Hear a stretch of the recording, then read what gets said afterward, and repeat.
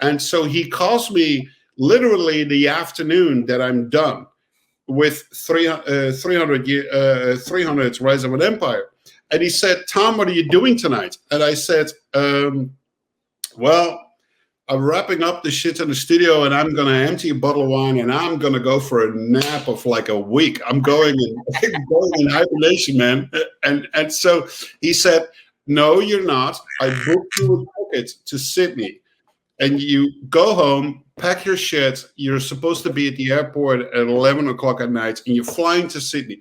And that's when my heart skipped a beat. It's like, what am I supposed to do in Sydney? You know, I know George Miller is there. I know there's a new Mad Max in production, but I just could not believe that would potentially be an option. So I'm in the plane. I'm wired. It's a 17-hour flight from LA to Sydney. It's brutal. And I have an insane fear of flying as well. So that's not good. And have a drink and if you were allowed to smoke on a plane, like 4 packs of cigarette would disappear in one flight. All at once, you'd be, yeah. Oh. And so I get into Sydney, and for people that don't know who are listening, it's like in Australia everybody drives on the left, like England style. So I get out of the plane with no sleep, and there he is, Darren. He says, "Hey, Tom, I rented the car. I'm going to drive you to George's studio." And he said, Darren, are you comfortable driving in Sydney? Not always, but I usually manage. And so I'm sitting in the front seat where usually there's a steering wheel, and I'm sitting there without a steering wheel. And he's sitting next to me, driving this car super uncomfortable, on the freeway and I'm just like, fuck, what's happening to me? And then so I meet George Miller for the very first time, and he says to me, Tom, it's so great. People who have seen interviews with him, he talks so incredibly articulate and he's so intelligent.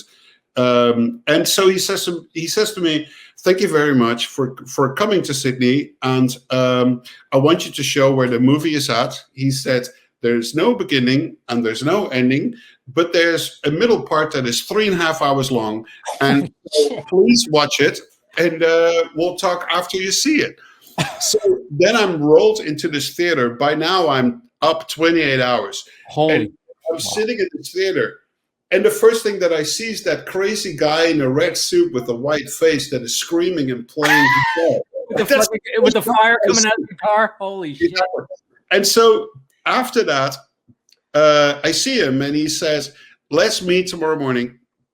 And I want you to give me a roadmap what this whole score for this movie needs to be.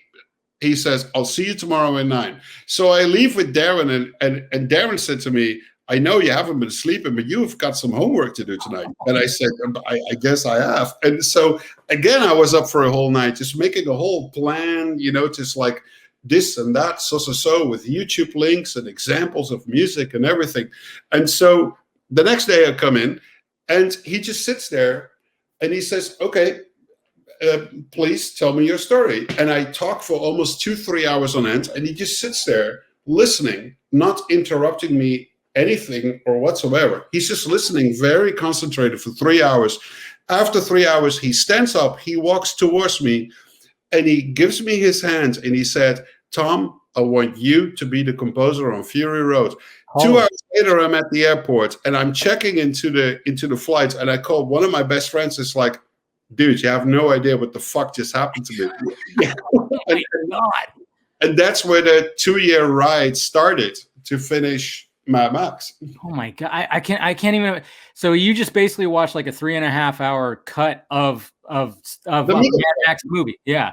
And yeah. And I mean, that movie is a fucking masterpiece. When that thing came out, it was just like, everybody just went, oh yeah, George Miller just schooled everyone on like how you make a fucking how do you make an action movie? I mean, and then with your score, I actually watched it probably about 2 or 3 weeks ago. I was like, I hadn't watched it in a bit, and I put it on, and I mean, there's just, you look, every frame is beautiful, and your score just fits with it because you have just that rugged, that metal vibe to it that with that movie.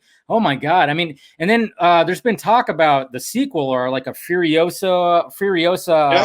It's coming. Is there like any involvement? Can you talk about anything that?